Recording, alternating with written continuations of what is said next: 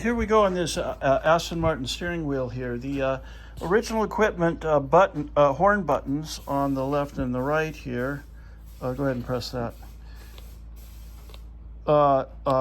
Were the original ones had a very poor mechanism for holding it in, and they commonly break on this particular model.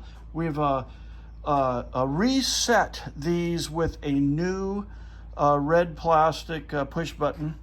It's a commercial push button, and threaded it in for height adjustment. Now this is all modified to fit. The original clearances between the airbag and the leather that is wrapped tightly to do this was not extremely precision to begin with.